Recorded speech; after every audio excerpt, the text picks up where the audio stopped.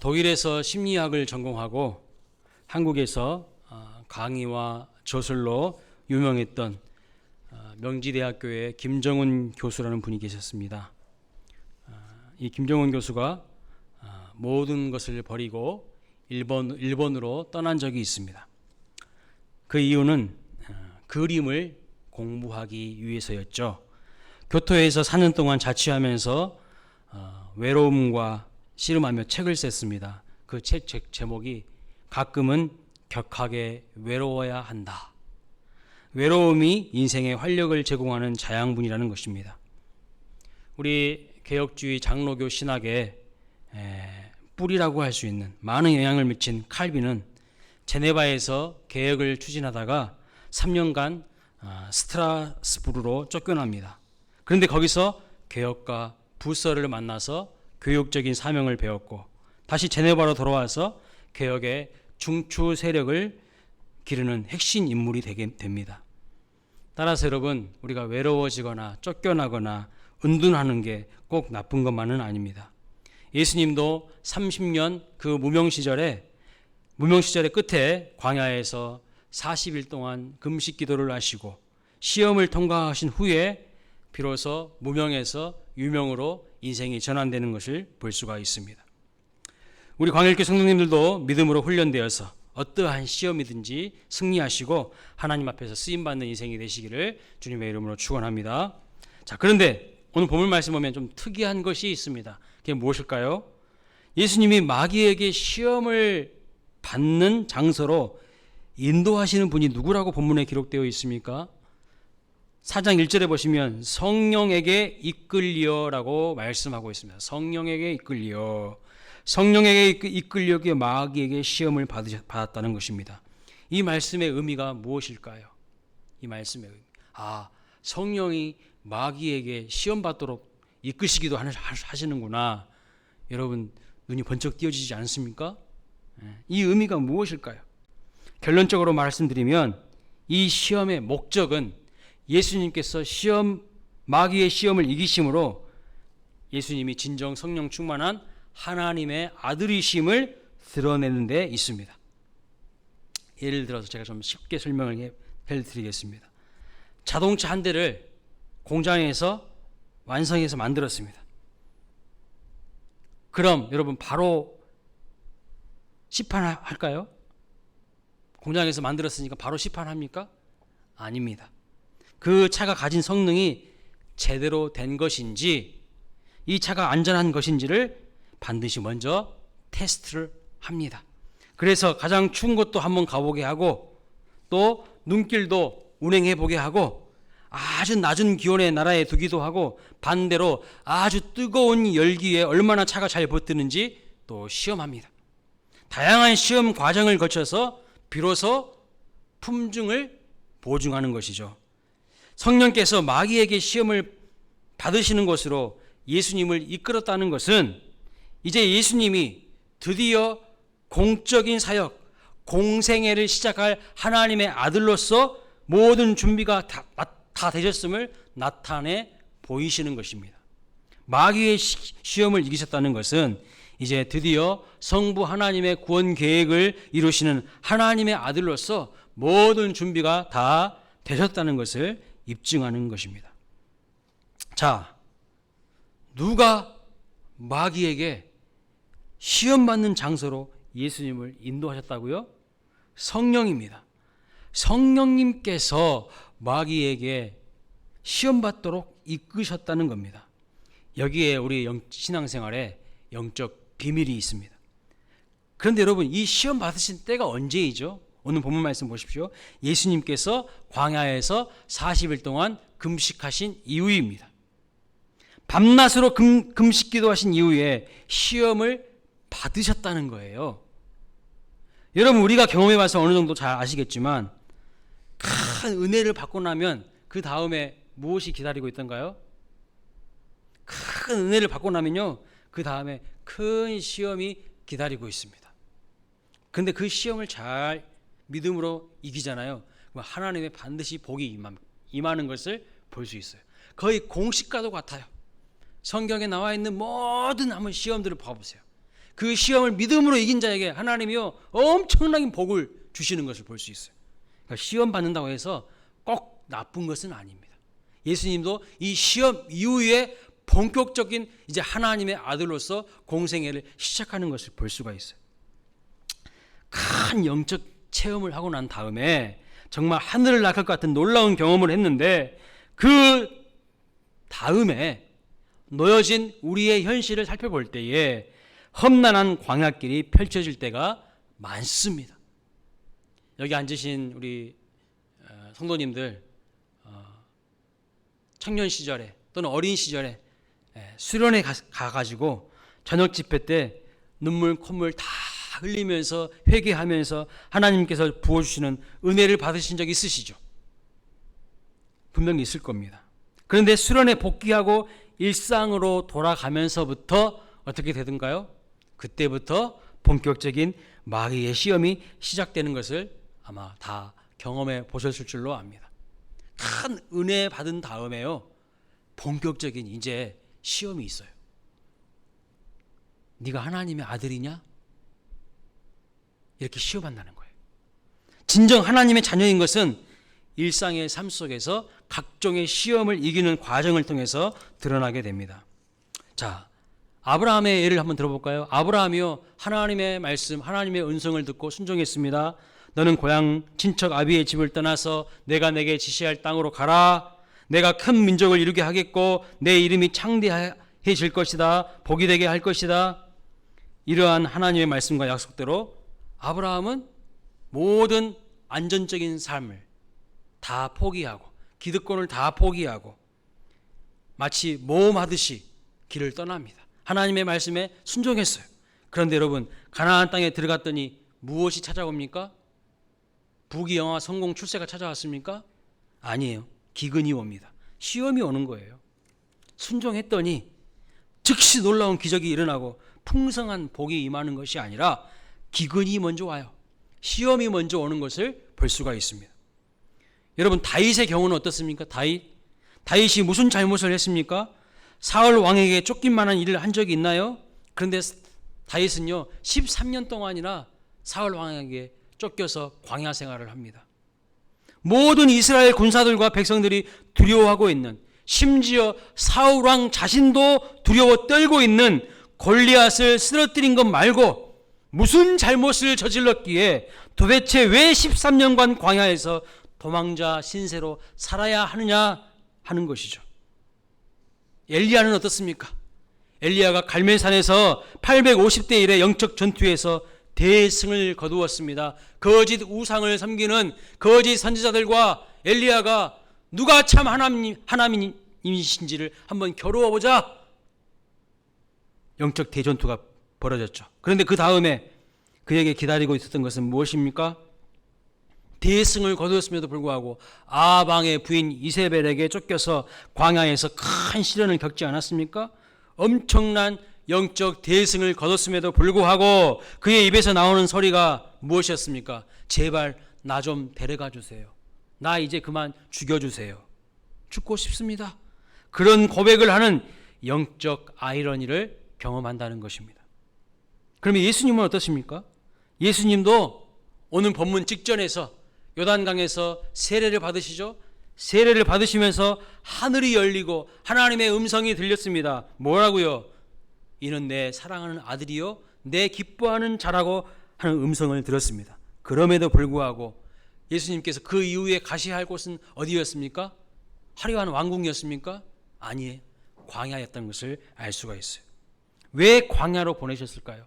오늘 보니까 예수님께서 광야로 성령에 이끌려서 가신 것을 볼 수 있어요. 왜 광야로 보내셨을까요? 왜 화려한 왕궁이 아니라 예수님은 마국간 말구유에 태어나셨고 세례 받으신 이후에도 예수님은 화려한 왕궁으로 가신 게 아니라 광야로 보내심을 받았을까요? 광야에는요 아무것도 없기 때문입니다. 의지할 바도 없고 쳐다볼 것도 없고 동서남북을 분간하기도 어렵습니다. 오직 위를 바라봐야 하고 오직 위에서 내려오는 은혜로만 살 수 있는 곳이기 때문입니다. 그곳에서는 정말 하나님의 음성을 듣고 하나님과 친밀한 교제를 나눌 수 있는 곳이기 때문에 광야로 하나님이 보내셔서 거기에서 하나님께만 집중하도록, 하나님께 철저하게 훈련되도록 하나님께서 그를 준비시키시는 것을 볼 수 있어요. 사랑하는 여러분, 믿음의 사람들을 광야로 보내시는 것은 예외가 없어요.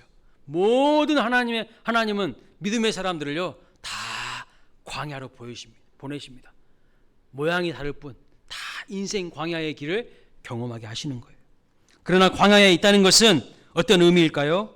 하나님께서 나를 향한 특별한 계획이 있다는 것을 의미합니다. 그곳에서 하나님의 특별한 일을 하기 위해서 훈련하고 준비하게 하시는 것이죠. 그 훈련과 준비라는 것은 어떠한 경우에도 하나님만을 믿고 의지하게 만드는 훈련이요 준비입니다. 여러분, 어설픈 민간인을요 군복만 입게 하고 최전방에서 근무하는 군사로 바로 투입시키지 않습니다. 반드시 훈련소에서 멋진 훈련을 받게 하고요, 눈물, 콧물, 피땀 다 흘리게 한 다음에 준비가 되었을 때에 최전방 자대로 투입시키는 거예요. 아무리 자질이 있는 선수라고 할지라도 현명한 감독은요 훈련되고 준비되지 않는 선수는 경기에 내보내지 않습니다. 보나마나 뻔하기 때문에요. 따라서 인생 무명 시절에 피땀 흘리며 훈련받는 그 시간이 곧 우리의 미래의 영광과 직결된다는 것을 믿으시기 바랍니다. 본문 2절에 보시면 예수님은 며칠간 광야에서 금식하셨습니까? 40일입니다. 40일. 여기 40이라는 숫자가 가르치는 의미는 준비하는 기간입니다. 모세가 시내산에 올라가서 십계명을 받을 때 며칠 동안 기다렸습니까? 40일간 준비하고 기다렸습니다. 예수님께서 부활하시고 승천을 기다리는 기간도 며칠이었습니까? 40일입니다. 이스라엘 백성이 가나안 땅에 들어가기 앞서 정탐꾼을 보내는데 며칠 동안 정탐을 하고 돌아옵니까? 40일 동안 정탐하고 돌아옵니다. 그런데 40일간 정탐을 하고 돌아와서 하는 보고가 어떤 보고였습니까? 믿음의 보고였나요? 아니요. 완전한 인간적인 보고만 한 겁니다. 순전히 인간의 눈으로 바라본 보고만 한 겁니다. 우리는 다 죽었다. 우리는 그들에 비하면 메뚜기 같다. 우리는 이런 존재인데 우리가 거기를 어떻게 갈 수 있냐? 이렇게 할 때에 하나님은요 40일이 아니라 40년 동안 광야에서 그들을 전전하게 하셨습니다. 40일이 아니라 40년 동안 그들은 훈련이 필요한 존재였던 것입니다. 광야의 이스라엘 백성들은 하나님이 그들의 보호자시고 그들은 하나님의 자녀라는 자기 정체성을 모르는 거예요. 자기 정체성을 모르는 사람은요 가나안 땅에 갖다 둬봤자 하는 짓이 뻔한 거예요. 그냥 과거에 애굽에서 배웠던 그 짓 그대로 가나안 땅에서 할 것이 분명합니다. 그러니까 하나님은요 광야라는 그 시간을 통하여서 그들을 다듬으시고 그들 안에 있는 불순물들을 다 빼내시고 그들이 누구인지, 그들이 믿는 하나님은 누구인지를 분명하게 인식하게 하신 이후에 가나안 땅으로 그들을 인도하시는 거예요. 오늘도 여러분 하는 모든 일들이 잘 풀리지 않습니까? 한번 점검해 보십시오. 나는 자기 정체성이 분명한 사람인가? 내가 믿는 하나님은 나는 어떻게 고백하고 있는가? 이스라엘 백성들은 광야에서 하나님을 제대로 알지 못했어요. 자기가 누군지 몰랐어요. 그러니까요 계속 방황하는 거예요. 인생길 방황하는 겁니다. 이렇게 자기 정체성과 신분을 제대로 이해하고 인식하지 못하는 사람은요 아직 가나안에 들어갈 훈련과 준비가 안 된 것입니다. 그 믿음 없는 상태로 가나안 땅에 들어가 봤자 형편없는 짓들만 할 것이 분명하기에 하나님은 40년을 더 광야에서 훈련시키시고 준비하게 하십니다. 자, 예수님께서 40일간 금식하시고 마귀에게 시험을 받으신 것은 세 가지인데 오늘은 세 가지 다 살펴보면 시간이 너무 많이 지나갈 것 같아요. 그래서 한 가지만 좀 살펴보도록 하겠습니다. 첫 번째 시험에 대해서 살펴보겠습니다. 자, 마귀가 예수님에게 시험한 첫 번째 시험, 무명 시절에 예수님이 받으신 첫 번째 시험은 이거예요. 즉각적인 만족을 취하라 라는 겁니다. 40일간 금식하신 예수님을 사단이 유혹합니다. 뭐라고 유혹합니까? 명하여 이 돌들로 떡덩이가 되게 하라. 하나님의 아들로서 충분한 능력을 가지고 있다면 왜 너 지금 배고픈 배를 움켜잡고 있느냐? 즉시 배고픔을 면할 방도를 강구하라. 그렇게 궁상을 떠는 것은 하나님의 아들로서 어울리지 않는다.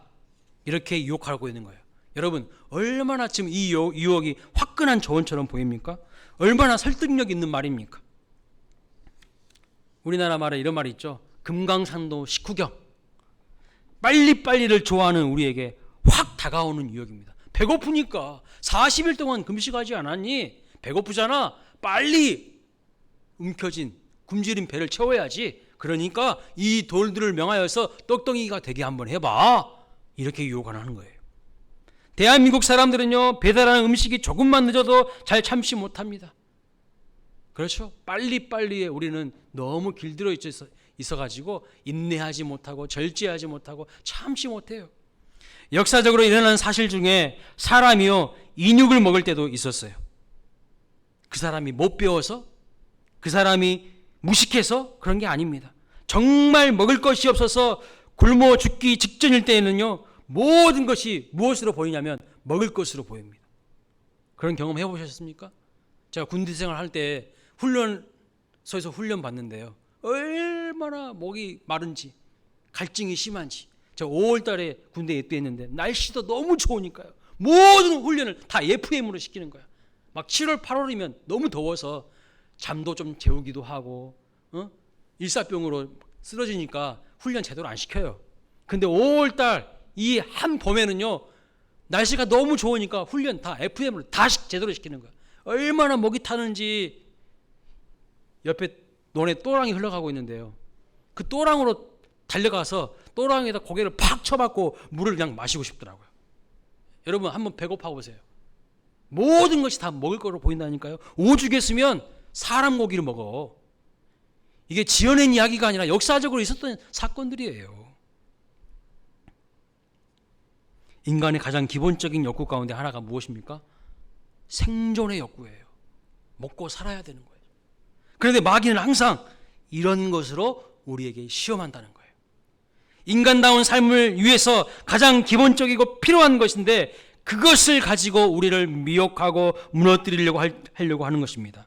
창세기에 보면요, 사냥을 마치고 돌아온 에서가 너무 배가 고파서 팥죽 한 그릇에 동생 야곱에게 장자의 명분을 팔아버립니다. 배가 고파서 죽을 지경인데 장자권 그까짓 거 뭐가 중요합니까?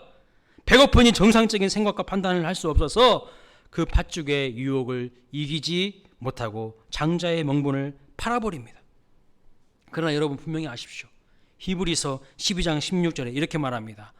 음행하는 자와 혹 한 그릇 음식을 위하여 장자의 명분을 판 에서와 같이 망령된 자가 없도록 살피라. 오늘날 많은 사람들이 망령된 자가 되어 있어요. 마귀는 우리의 강점을 노리지 않습니다. 마귀는 항상 우리의 연약한 부분을 공격해요. 항상 우리의 연약한 부분을 집요하게 물고 늘어집니다. 돈에 약한 사람은 돈으로 공격하고, 이성에 약한 사람은 이성으로 공격하고, 명예와 권력력에 약한 사람은 반드시 명예와 권력력으로 그 사람의 마음을 휘젓고 들어옵니다. 그래서 여러분, 여러분의 약점을 잘 알고 있어야 하고요, 그 약점을 또한 인정해야 합니다. 나는 이런 약점이 있어. 분명히 약점이 있으면서도 인정하지 않는 분들이 있어요. 인정하셔야 돼요. 그리고 그 약점을 통해서 마귀가 공격하지 못하도록 해야 합니다. 마귀가 지금 예수님이 40일 금식을 하시고 배가 심히 고프신 상태라는 것을 잘 알고 있어요. 그리고 그 약점을 노리는 거예요. 자, 그러면 이 첫 번째 시험의 본질은 무엇일까요? 이 첫 번째 마귀 시험의 본질이 무엇일까요? 단순히 배고픈 인간의 생리적 욕구를 위해서 시험하고 우리의 약한 점을 알고 유혹한다는 것, 그것일까요?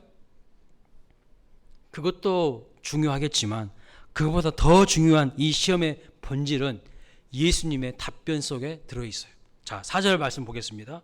같이 읽어볼까요? 시작. 사람이 떡으로만 살 것이 아니요 하나님의 입으로 나오는 모든 말씀으로 살 것이라.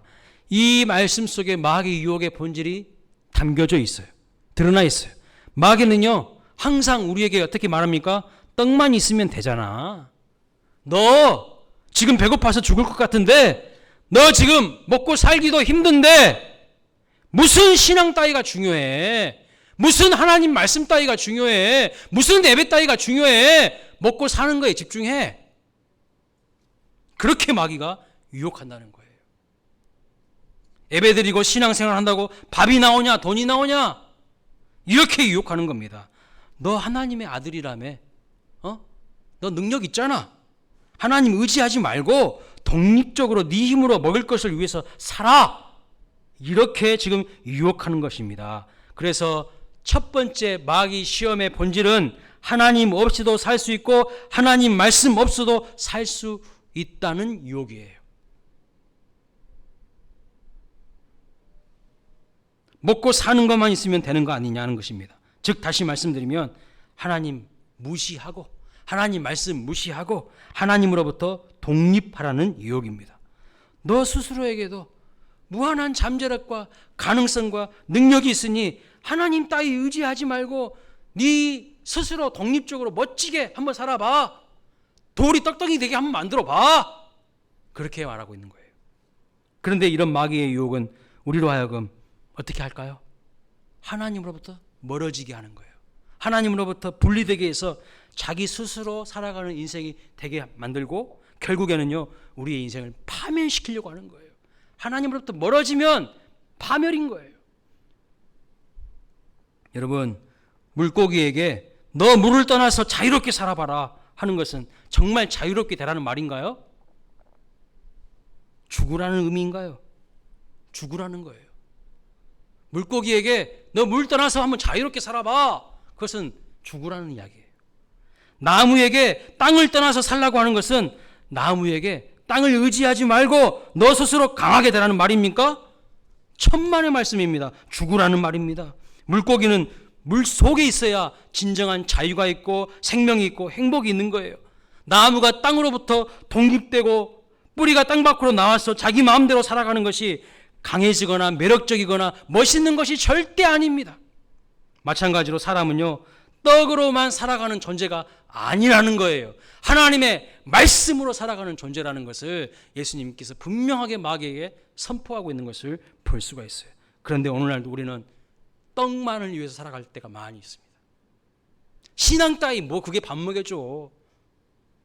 급한 일 있으면 예배는 좀 빠질 수도 있는 것이지. 천만의 말씀입니다. 인간에게 가장 중요한 것은 하나님이고 하나님의 말씀입니다. 믿으시기 바랍니다. 자, 예수님께서 그러면 이 마귀의 첫 번째 유혹을 어떻게 이기셨을까요? 본문 4절에 보십시오. 예수께서 대답하여 이르시되 기록되었으되 사람이 떡으로만 살 것이 아니요 하나님의 입으로부터 나오는 모든 말씀으로 살 것이라 하였느니라 하시니, 여기 기록되었으되라고 말씀하고 있어요. 이게 무슨 말씀일까요? 예수님께서 하신 이 말씀이 이미 구약성경 신명기 8장 3절에 그대로 기록되어 있는 말씀이라는 거예요. 이미 기록되어 있는 구약 말씀 신명기 8장 3절 말씀을 예수님께서 인용하시면서 마귀의 유혹을 말씀으로 물리치시고 이겼다는 거예요. 그래서 여러분, 우리가 마귀의 시험을 이길 수 있는 비결이 무엇인가? 하나님의 말씀이에요. 오늘날 하나님의 말씀이 없는 사람들은요 마귀가 유혹할 때 백전백패예요. 그냥 넘어지는 거예요. 그냥 쓰러지는 거예요. 마귀의 유혹을 말씀으로 이기시는데 이 말씀의 핵심이 무엇입니까? 육적인 필요보다 사람들에게는 영적인 필요가 더 중요하고 영적인 필요가 채워져야 생명을 누릴 수가 있는데 그 영적인 필요는 누구만 줄 수 있다는 겁니까? 하나님만 줄 수 있다는 것을 말씀하고 있는 것이죠. 인간은 하나님을 떠나서는 살 수 없는 존재로 지은 바 되었어요. 창조되었다는 말씀입니다. 하나님이 아닌 다른 그 무엇으로 하나님을 대체할지라도 궁극적으로 그런 것으로는요 우리의 마음을 채울 수 없어요. 공허해요. 하나님 아닌 다른 것으로 아무리 우리의 마음을 우리의 영혼을 채우려 할지라도 우리의 마음이 공허해지고요 삶에 만족이 없습니다. 어느 정도까지는 세상의 것이 필요하겠죠. 근데 여러분, 어느 정도 채워지면요 그 다음부터는 아무런 효과가 나타나지 않아요. 세상의 것은. 아담이 에덴 동산에서 하나님 없이 스스로의 힘으로 살려고 했을 때에 그는 어떻게 되었습니까? 그 에덴 동산 낙원에서 추방됩니다. 참 생명을 잃어버립니다. 창세기 3장에 보시면 아담의 타락 기사가 나옵니다. 그리고 창세기 4장에 아담의 두 아들인 가인과 아벨이 나오는데 형이 동생 아벨을 죽이는 사건이 기록되어 있습니다. 그리고 창세기 5장에 아담의 족보가 나오거든요. 그 특징이 무엇입니까? 죽었더라, 죽었더라, 죽었더라. 사단 마귀의 유혹에 넘어가서 하나님으로부터 독립을 선언한, 하나님으로부터 벗어나려고 했던 아담이 진짜 강해졌습니까? 진짜 행복해졌습니까? 진짜 자유로워졌습니까? 아닙니다. 에덴에서 쫓겨나고 죽음이 찾아왔어요. 인간은요, 하나님이 창조하셨고 하나님을 떠나서는 살 수 없는 존재로 하나님이 지으셨어요. 우리에게 생명력을 공급하시는 하나님께 붙어 있어야 생명을 풍성하게 유지할 수 있다는 것을 믿으시기 바랍니다. 우리는 우리의 영과 육의 모든 필요를 채우시는 분이 우리 하나님 한 분뿐임을 믿고 이 믿음에서 타락하게 만드는 수많은 유혹과 또 미혹이 있어도 결코 믿음의 자리를 떠나지 않는 저와 여러분이 되실 길을 주님의 이름으로 축원합니다. 자, 어떤 유혹과 시험이 온다 할지라도 예수님처럼 하나님의 말씀으로 무장되어 말씀으로 승리하는 우리 모두가 될 수 있기를 축원합니다. 자, 오늘날에도 아담에게 했던, 예수님에게 시도했던 그 유혹, 그 시험, 동일한 유혹으로 우리를 넘어지게 하고 생명을 빼앗아 가려고 합니다. 그 시험의 본질은 무엇이라고요? 하나님의 말씀을 중요하지 않게 여기게 만드는 거예요. 먹고 사는 것이 제일 중요한 것이라고 믿게 하는 겁니다. 오늘도 사탄은 우리에게 돌이 떡덩이 되게 해보라고 유혹해요. 오늘날도 동일합니다. 오늘날도 우리에게요, 돌이 떡덩이 되게 해보라고 한번 유혹합니다. 그래서 사람들은 그 사단의 유혹에 넘어가서 열심히 어떻게 합니까? 자기 열심과 자기 노력과 자기 힘으로 돌이 떡덩이 되게 하려고 어리석은 바보짓을 얼마나 열심히 하는지 몰라요. 참 안타깝습니다. 그것이 사탄의 음성에 놀아나는 것인 줄도 모릅니다. 여러분, 항상 우리는요, 어떻게 하는 것이 하나님의 뜻인지를 먼저 생각해 봐야 돼요. 마태복음 4장 4절에 분명히 사람이 떡으로만 살 것이 아니요 하나님의 입으로부터 나오는 모든 말씀으로 살 것이라 이렇게 말씀하고 있어요. 이 말씀은 돌이 떡이 되게 하는 것이 하나님의 아들 된 증거가 아니라 하나님의 말씀대로 그 뜻을 따라서 행하는 것이 하나님의 아들 된 증거라는 것입니다. 근데 자꾸 우리는요, 세상에 속아요, 마귀에 속아요. 오늘날도 돌들로 떡덩이 되게 해보려고 얼마나 많이 열심히 부지런히 살아가는지 모릅니다. 현대인들은 이런 유혹에 넘어가서 돌들을 떡덩이 되게 하려고 많은 프로그램과 프로젝트를 만들어댑니다. 많은 일을 합니다. 그러나 그 많은 일을 하기 위해서 정작 작은 시간조차도 하나님 앞에 할애하지 않습니다. 하나님의 초청도 무시합니다. 하나님께서 우리와 교제하기를 원하시는데 수많은 돌들로 떡덩이 만들기에 나는 바쁘다고 이야기합니다. 하나님의 말씀 따위는 듣고 싶지 않아요. 내가 지금 해야 될 일이 돌로 떡덩이 만드는 거예요, 하나님. 그렇게 이야기하는 거예요.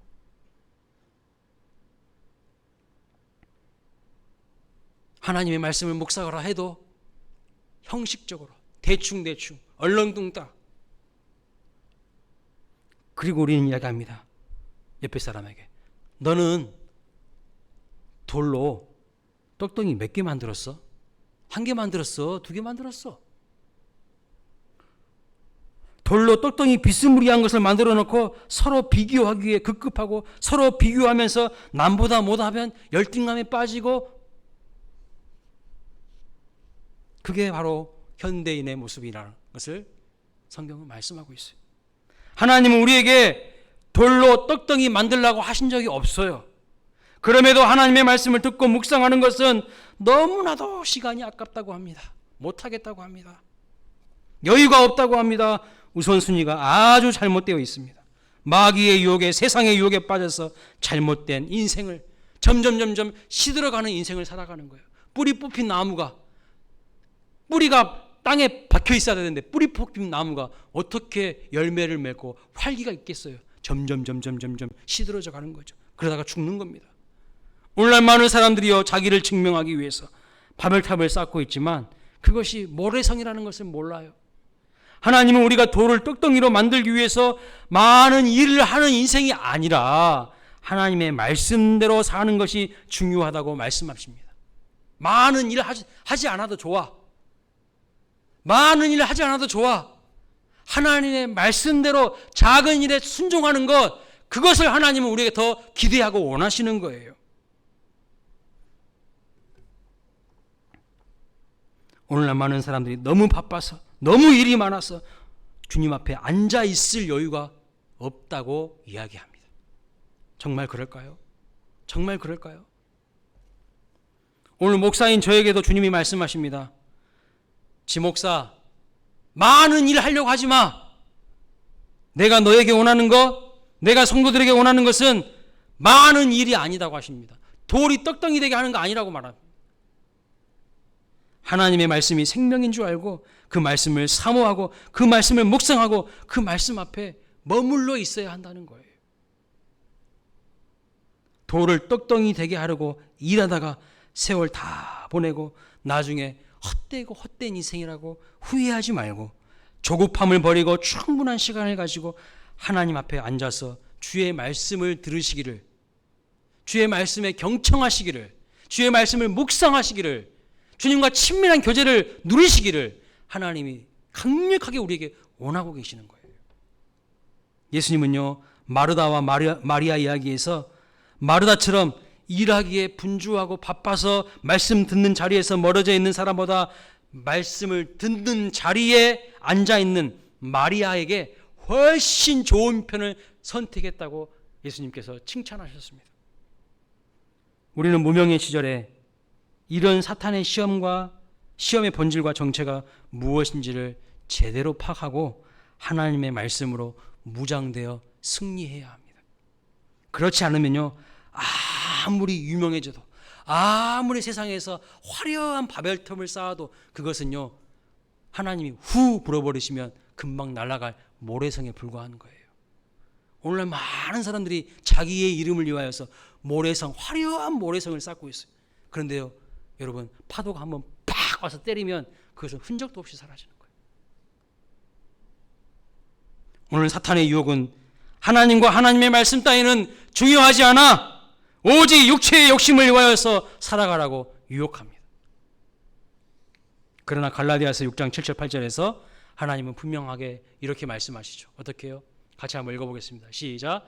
스스로 속이지 말라. 하나님은 업신여김을 받지 아니하시나니 사람이 무엇으로 심든지 그대로 거두리라. 자기의 육체를 위하여 심는 자는 육체로부터 썩어질 것을 거두고 성령을 위하여 심는 자는 성령으로부터 영생을 거두리라. 조급한 마음에 육체를 위하여 심는 자가 아니라 성령을 위하여, 하나님을 위하여 하나님의 말씀을 내 인생에 깊이 심어 영생을 거두시는 저와 여러분이 될 수 있기를 주님의 이름으로 축복합니다.